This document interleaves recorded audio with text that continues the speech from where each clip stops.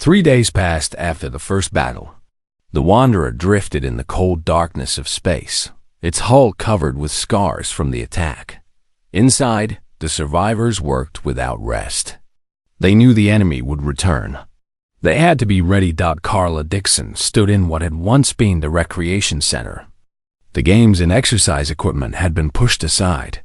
Now it was a war room, filled with maps and plans and captured alien technology. Around her stood the people who had become her soldiers. Ben Torres was there, his eyes harder than they had been 3 days ago. Grace Kim had traded her plants for plasma rifles. Old men and young women, scientists and workers, all of them had changed. They were no longer colonists. They were warriors. "Listen carefully," Carla said, pointing to a diagram on the wall. It showed a Vraxan body with notes written in red. "We've learned a lot about these things. Their armor is thick, but it has weak points. The joints under their arms, the back of their necks, the soft tissue around their eyes. Hit them there, and they go down." She moved to another diagram, this one showing a Vraxan weapon. It was a twisted thing, part metal and part flesh, like something grown rather than built. "Their weapons are alive," Carla continued. "They respond to thought, to intent. Our scientists are working on figuring out how to use them. Until then, stick with human weapons. They might be simpler, but they work." In the corner of the room, Sam Martinez was bent over a captured Vraxan rifle. His fingers moved carefully, testing connections, measuring energy flows. He had not slept in 2 days, but his eyes were bright with excitement. "I think I've got it," he muttered to himself. "The weapon responds to electrical signals from the brain. If I can create a false signal, a translator of sorts, then a human could fire it." He made one final adjustment and raised the weapon. It hummed in his hands, a deep vibration that he could feel in his bones. He pointed it at a target on the far wall and thought about firing. The weapon released a bolt of energy that punched a hole clean through the metal. Sam laughed, a wild sound of triumph. "We can use their weapons against them. We can turn their own technology into our advantage." News of Sam's discovery spread quickly through the ship.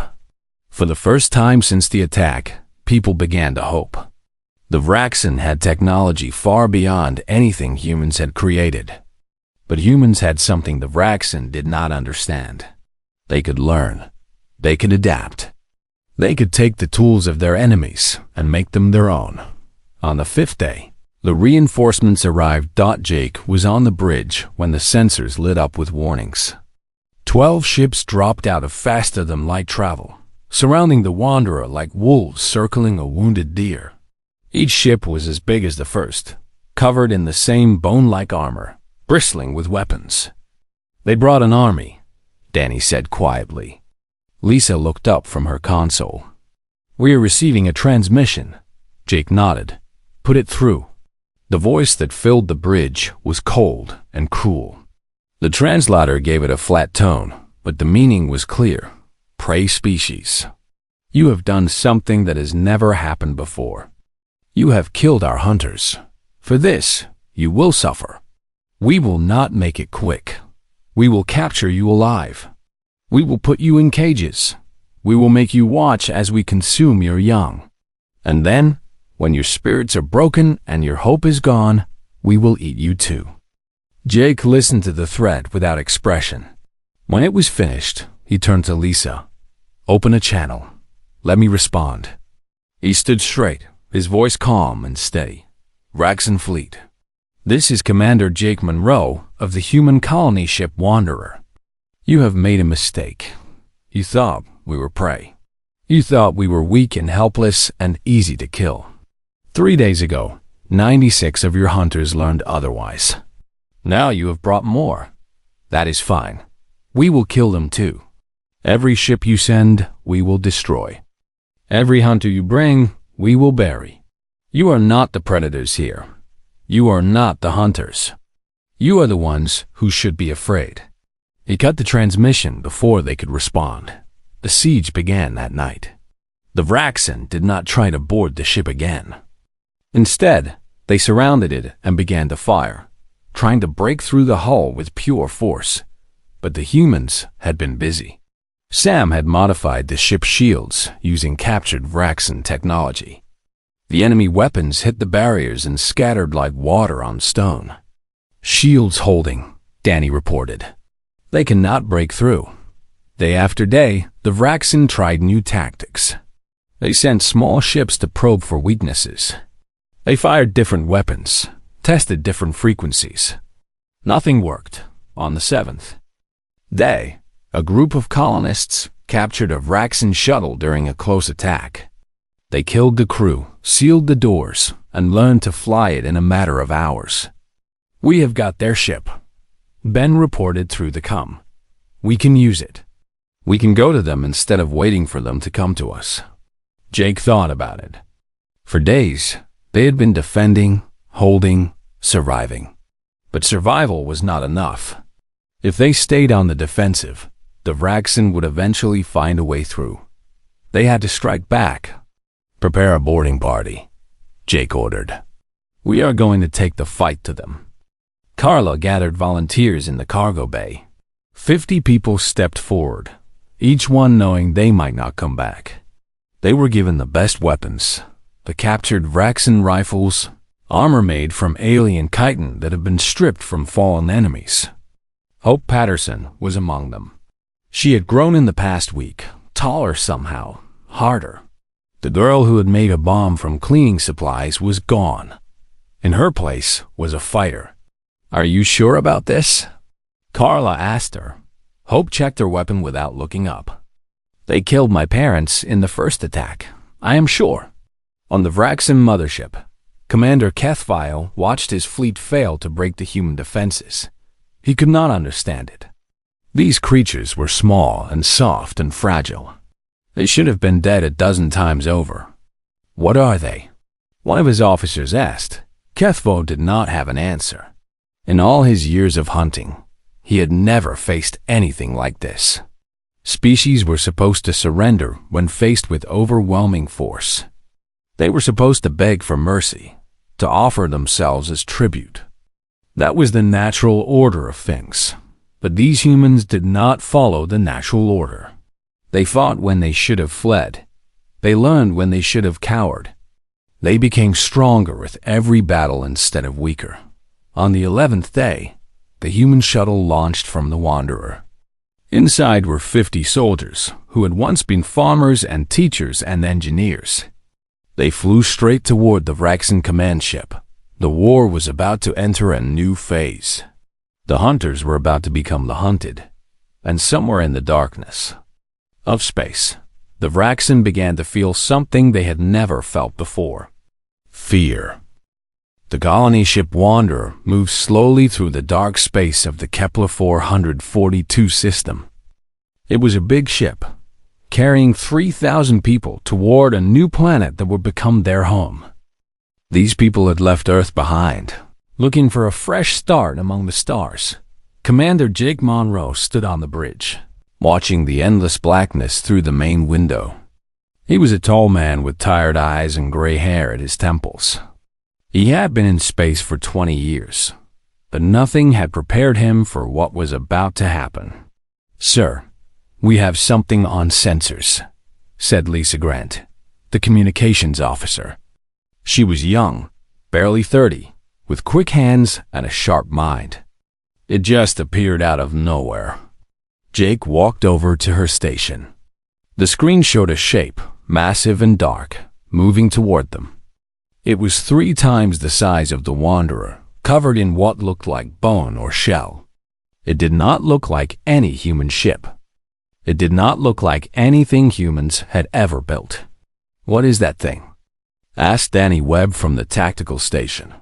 He was a former military man, calm under pressure, but even his voice carried a hint of fear.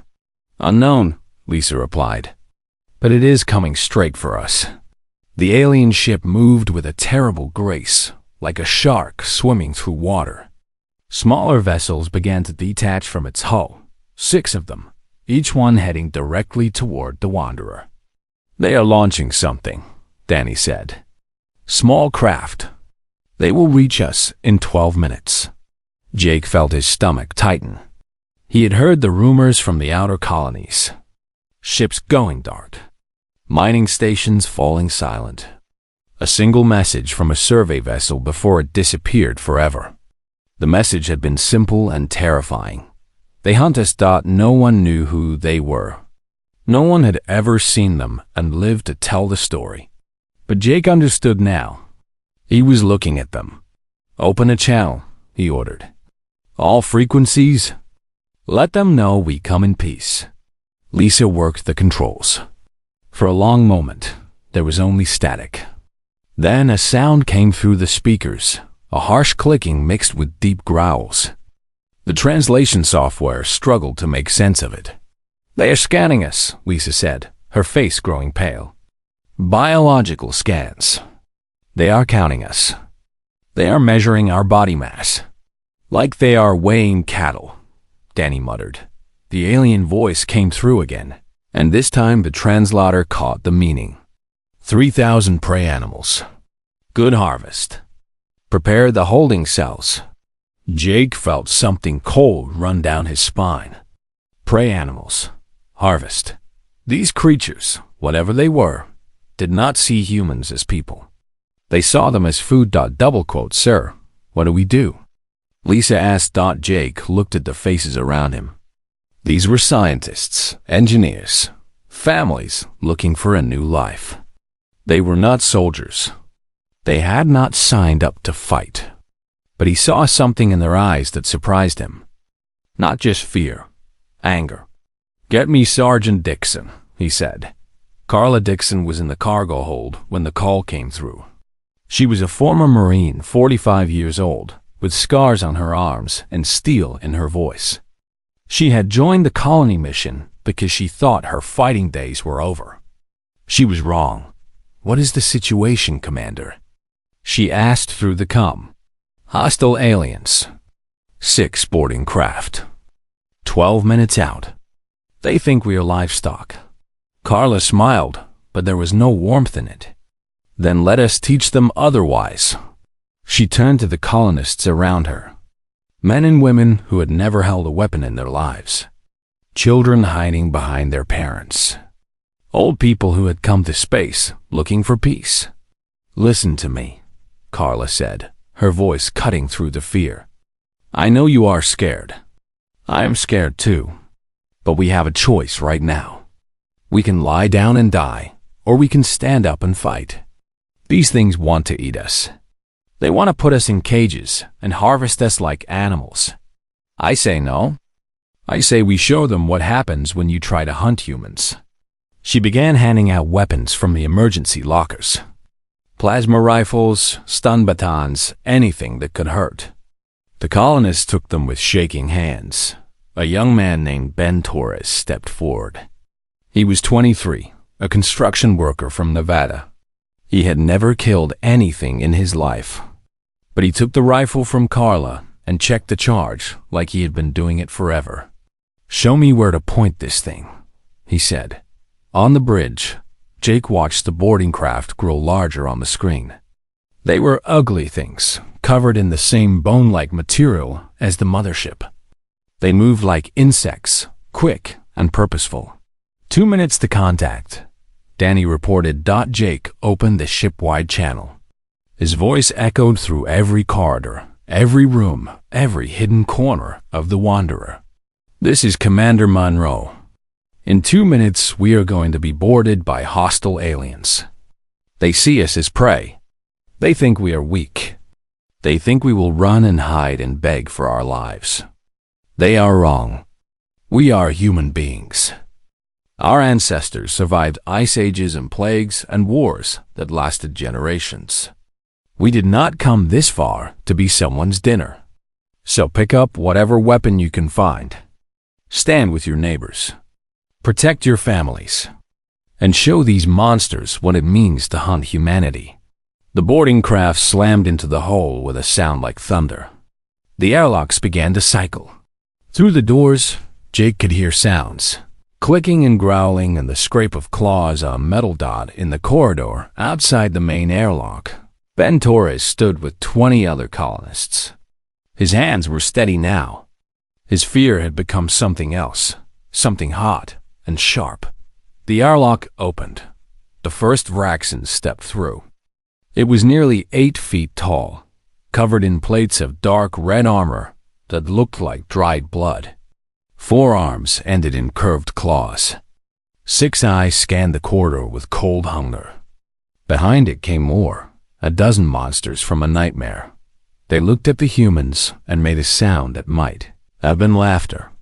Ben raised his rifle and fired. The plasma round hit the lead Vraxan in the face. The creature staggered, its head snapping back, and then it fell. The other aliens stopped, staring at their fallen leader with something close to confusion. They had hunted 100 species across 12 systems. They had never seen prey fight back. Ben fired again, and the war began. The corridor filled with fire and screaming. Plasma rounds lit up the dark like lightning. The Vraxan roared and charged forward, their claws slashing through the air. 3 colonists fell in the first 10 seconds. Their bodies torn apart by weapons that burned through flesh like paper. But the humans did not run. Ben Torres ducked behind a cargo container as a bolt of energy flew past his head. Next to him, a woman named Grace Kim was reloading her rifle with shaking hands. She was a botanist, a scientist who had spent her life studying plants. Now she was fighting for her survival. "Keep firing," Ben shouted over the noise. "Do not stop." He leaned around the container and squeezed the trigger. The shot caught a Vraxan in the chest, punching through its armor and dropping it to the ground. The creature thrashed for a moment, then went still. More humans were coming now. They poured out of side passages and maintenance tunnels, armed with whatever they could find. Some had rifles. Others carried tools, pipes, even kitchen knives. It did not matter what they held. What mattered was that they were willing to use it. Sergeant Carla Dixon led a group of 15 colonists through the lower decks. She moved like a ghost, silent and deadly. Her rifle spoke in short, controlled bursts. Every shot found its target. "Stay close," she told her people.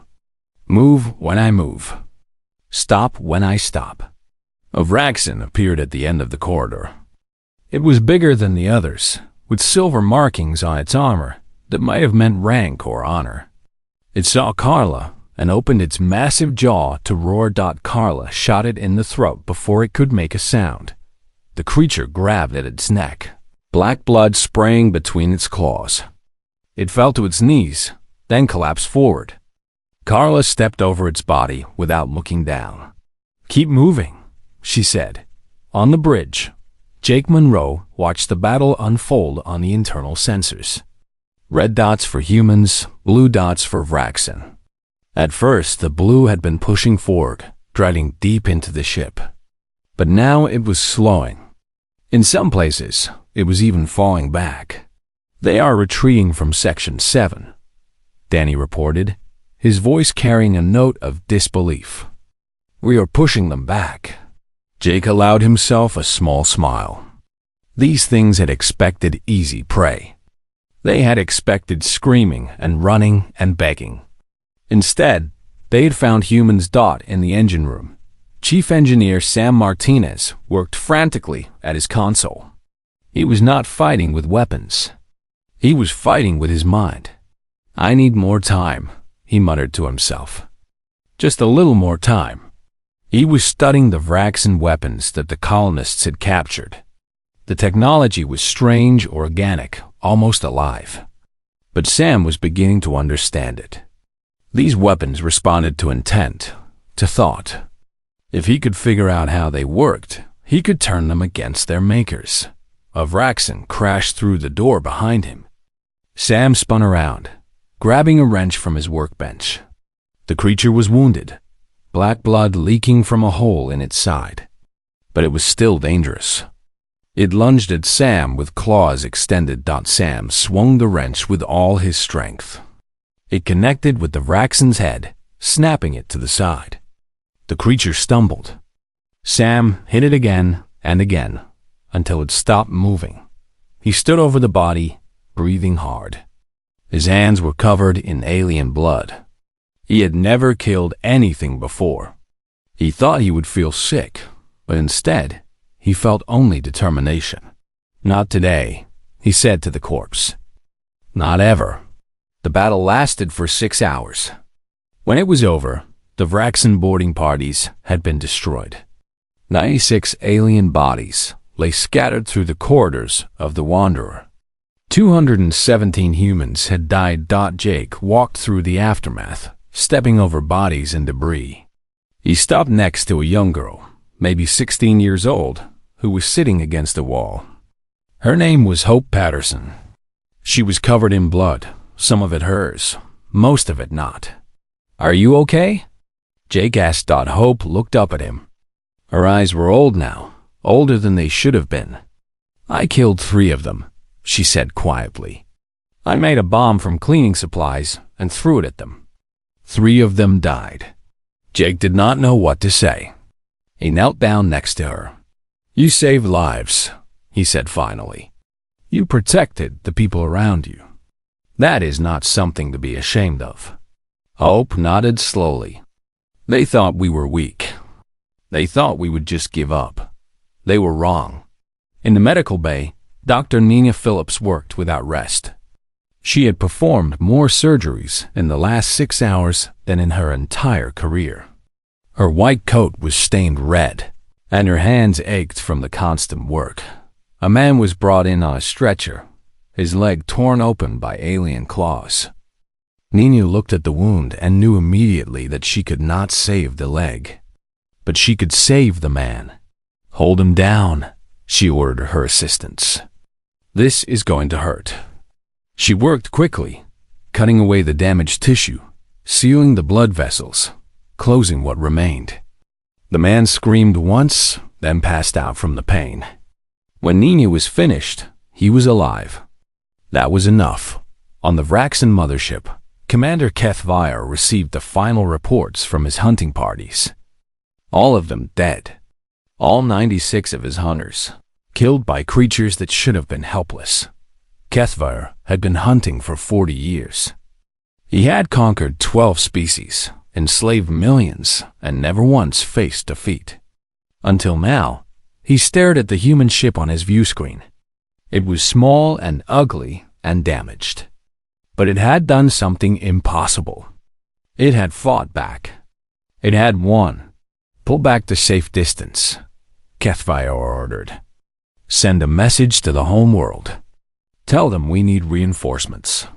His officers looked at him with shock. Reinforcements. The word had never been spoken in the Vraxen fleet. They had never needed help before. "These creatures are dangerous," Kethvire said, his voice hard. "More dangerous than anything we have faced. We underestimated them once. We will not do so again." On the Wanderer, the surviving colonists gathered in the main hall. They were tired, wounded, and grieving. But they were also something else. They were angry. Jake stood before them, his uniform torn and stained with blood. He looked at the faces in the crowd and saw people who had changed forever. "They will come back," he said. "They will bring more ships, more hunters. They will try again to take us." He paused, letting his words sink in. "But we have learned something today. We have learned that they can die. We have learned that they can be beaten.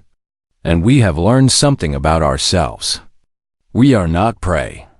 We never were. We are the descendants of people who survived everything the universe could throw at them. And we are not going to stop fighting until every last one of these monsters is dead." The crowd did not cheer. They were too tired for that. But they nodded, and they stood a little straighter, and they began to prepare for what was coming. The hunt was not over. It had only just begun. The captured shuttle flew through the darkness toward the Vraxen command ship. Inside, 50 humans sat in silence, checking their weapons. Thinking about what they were about to do, Jake Monroe looked at the faces around him. These were not soldiers. 3 weeks ago, they had been colonists, dreamers, people looking for a new life among the stars.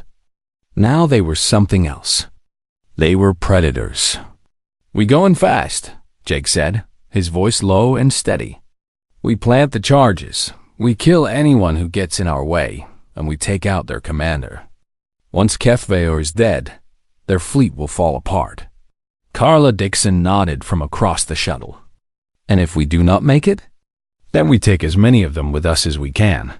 The shuttle docked with a sound of metal scraping against bone. The walls of the Vraxan ship were not like anything humans had built. They pulsed like living tissue. The air smelled of copper and rot. Green lights cast strange shadows everywhere. "Move out," Jake ordered. The humans flowed into the alien ship like water through cracks. They moved in groups of 5, covering each other, communicating through hand signals. Ben Torres led one group down a side corridor. Grace Kim led another toward the engine section. Hope Patterson stayed close to Carla, her young eyes hard and focused. The first Vraxan they encountered was a guard, standing at an intersection of corridors. It was huge, nearly 9 feet tall, its claws clicking against the floor. It saw the humans and opened its mouth to sound an alarm. Hope shot it before it could make a sound. The plasma round punched through its throat, and the creature fell without a cry. "Good shot," Carla said. Hope did not smile. "There will be more." She was right. The Vraxan knew they were aboard now. Alarms began to wail through the ship, a high screaming sound that hurt human ears. Doors opened and hunters poured out, armed with weapons that crackled with deadly energy. But the humans were ready. In the lower decks, Ben led his team through a maze of organic tunnels. The walls breathed around them, contracting and expanding like the inside of some massive creature. It was like moving through the guts of a monster. "Charge is here," Ben said, pointing to a junction where several major systems seemed to connect. This should knock out their secondary power. He placed the explosive carefully, setting the timer for 15 minutes. That would give them time to reach the command center and get out before the ship started dying. A Vraxan appeared at the end of the tunnel, its 6 eyes gleaming in the dim light. It roared and charged, claws extended. Ben did not hesitate. He raised his captured alien rifle and fired. The weapon hummed in his hands, responding to his thoughts, and a bolt of pure energy struck the creature in the chest. The Vraxan flew backward, crashing into the wall, dead before it hit the ground. "Keep moving," Ben said. "We do not have much time." On the command deck, HFY watched the invaders spread through his ship. He could not believe what he was seeing. Prey, walking through his corridors, killing his hunters like they were nothing. "How many?" he demanded. 50, Commander." They entered through the lower docking bay. 50, against a crew of 3,000. HFY should have laughed, but he remembered what had happened on the colony ship. 96 of his best hunters, killed by these creatures that should have been helpless. "Send everyone," he ordered. "Stop them at any cost." But the humans were not where his soldiers expected them to be. They moved through maintenance tunnels and service corridors, places that the Vraxan rarely used. They appeared behind guard posts, striking from unexpected angles, vanishing before reinforcements could arrive. Jake led the main group toward the command center. They had lost 7 people so far, good men and women who had given their lives to push forward. Every death hurt, but Jake had not stopped to grieve. "Not yet." 50 meters, Danny reported, reading from a captured data device. "The command center is just ahead." They rounded a corner and found themselves facing a wall of Vraxan. 30 of them, the elite guard, the best hunters on the ship. They wore armor marked with silver, and their weapons glowed with barely contained power. Jake looked at his team. 17 humans left, tired and wounded and running low on ammunition. The odds were not good. Any ideas? Carla asked. Jake smiled. Yeah, we do what we have always done. We fight. He reached for the ship-wide communication system. Sam had given him the codes, hacked from captured technology. His voice echoed through every corridor of the Vraxen command ship. Attention, Vraxen fleet. This is Commander Jake Monroe. In 3 minutes, I am going to kill your Supreme Commander. After that, I am going to destroy this ship. Then I am coming for the rest of you. You have 2 choices. Run or die. There is no third option. For a moment, nothing happened. Then Jake heard sounds from deeper in the ship. Feet running, but not toward them. Away from them. He heard shouting, arguments, the sounds of order breaking down. On the bridge, Kethvar watched his crew abandon their stations. Ships in his fleet were breaking formation, flying away from the battle. The discipline that had held the Vraxen together for centuries was crumbling. Cowards, he snarled. They are only prey. He turned to face the door as it exploded inward. Smoke and fire filled the room. Through it walked Jake Monroe, his weapon raised, his eyes cold. You are right, Jake said. We are prey. Prey that learned to bite back. Kethvar roared and lunged forward, his forearms reaching for Jake's throat. He was fast, faster than any creature Jake had ever faced. His claws cut through the air like blades, but Jake was ready. He ducked under the first swing, rolled past the second, and came up firing. The first shot hit Kethvar in the knee, shattering the joint. The second hit his shoulder, spinning him around. The third hit his chest, cracking through the armor and into the flesh beneath. Kethvar fell to his knees, black blood pouring from his wounds. He looked up at Jake with eyes that still held disbelief. How? He whispered. You are prey. You are nothing. Jake walked forward until he was standing directly in front of the dying commander. We are human. We have survived ice ages and plagues and wars that lasted for generations. We have faced extinction and come back stronger. We do not give up. We do not surrender. And we do not lose. He raised his weapon one final time. Remember that in whatever afterlife your kind believes in. The shot echoed through the command center. Kethvar's body slumped to the ground, and with it, the last of the Vraxen resistance crumbled. Outside, the alien fleet scattered.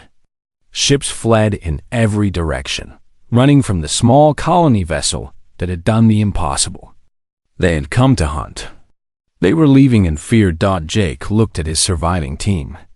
10 humans standing in the command center of an enemy ship, covered in blood and exhaustion. They had won, but this was only the beginning. There was still a galaxy full of Vraxen out there, and humanity had just announced itself as something new.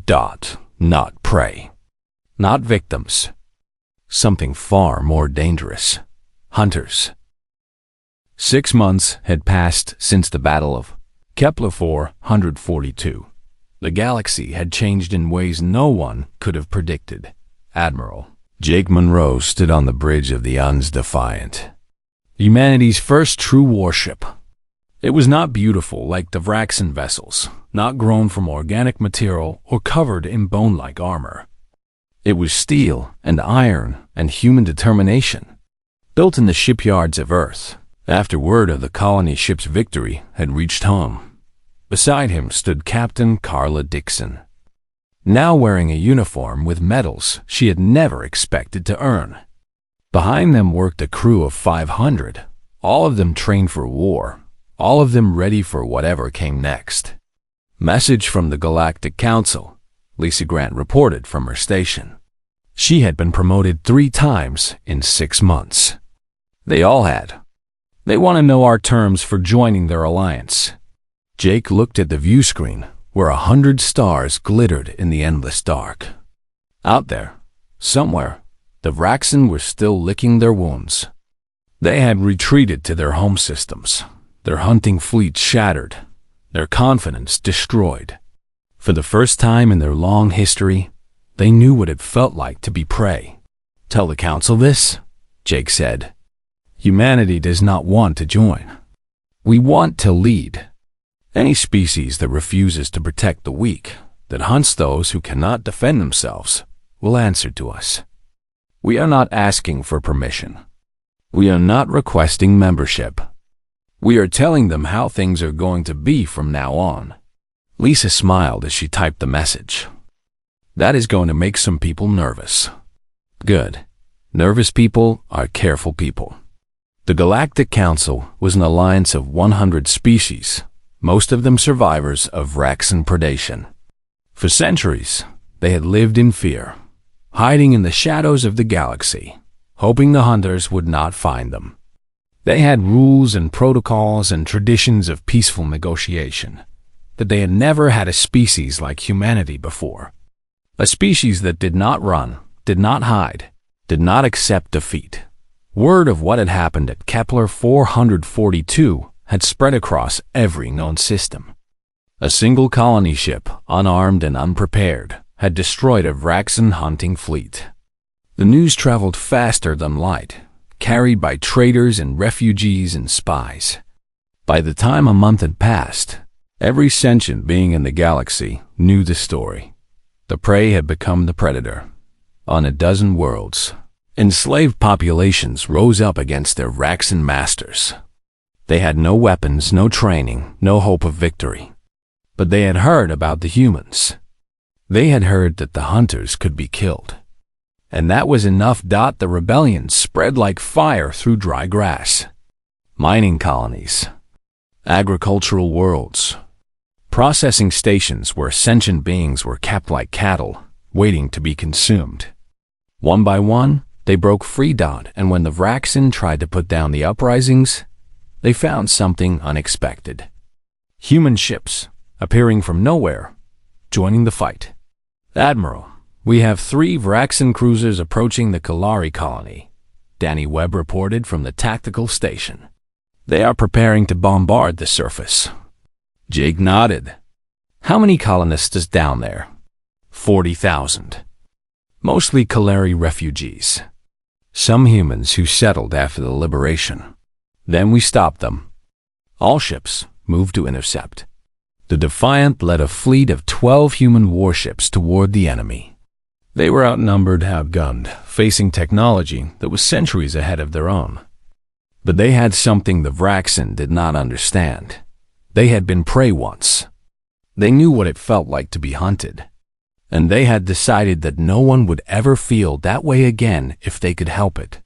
The battle was short and brutal. The Vraxen fought well, that they were fighting an enemy that had learned all their tricks. Human ships darted and weaved, striking weak points, exploiting the gaps in Vraxen tactics.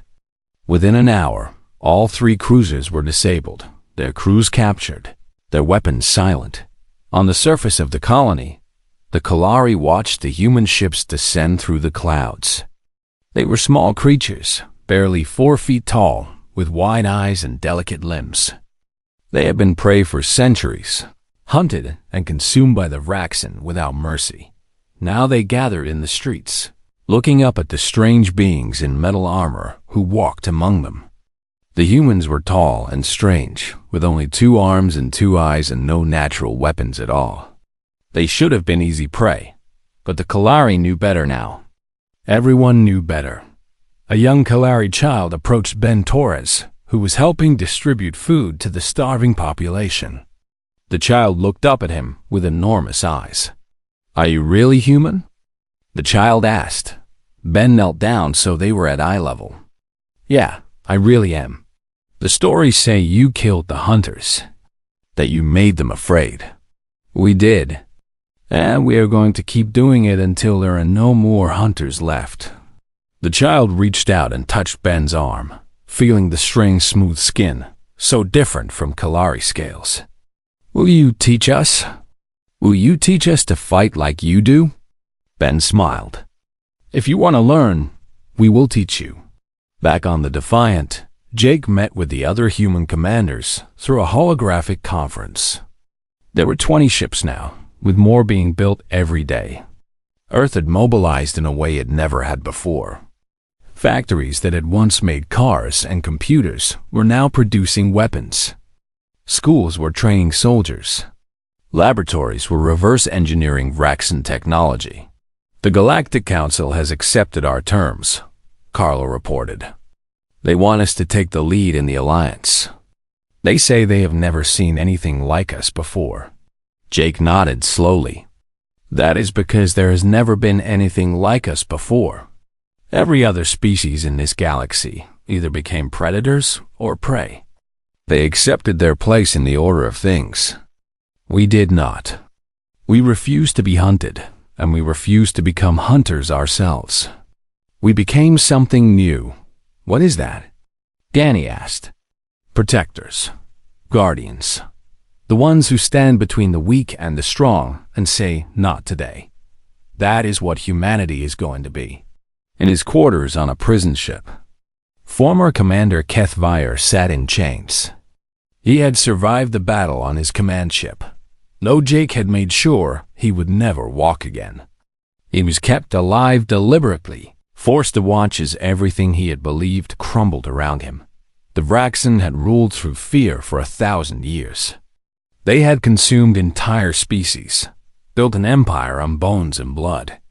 They had believed themselves to be the ultimate predators, the top of the food chain in a galaxy full of prey. And then the humans had come. HFY stared at the wall of his cell, where a screen showed news from across the galaxy. Vraxan fleets retreating. Slave worlds breaking free. His people, who had never known defeat, learning what it meant to lose. A human guard walked past his cell. HFY looked at the creature with his remaining eyes. Small, soft, no claws, no armor, no venom. By every measure that the Vraxan understood, humans should have been nothing but food. But they were not. They had never been. The Vraxan had just been too arrogant to see it. On the bridge of the Defiant, Jake Monroe looked out at the stars. The war was far from over. The Vraxan were wounded but not destroyed. There would be more battles, more losses, more grief. The road ahead was long and dark, but humanity would walk it. They would not stop, would not rest, would not give up until every last predator in the galaxy understood a simple truth. Humans were not prey. They had never been prey. And anyone who made the mistake of treating them that way would learn that lesson in blood and fire. The Vraxan had seen them as food. Now they saw them fall. And across the galaxy, in 1,000 different languages on 1,000 different worlds, beings who had lived in fear all their lives whispered the same words. The humans are coming. The hunters have become the hunted, and nothing would ever be the same again.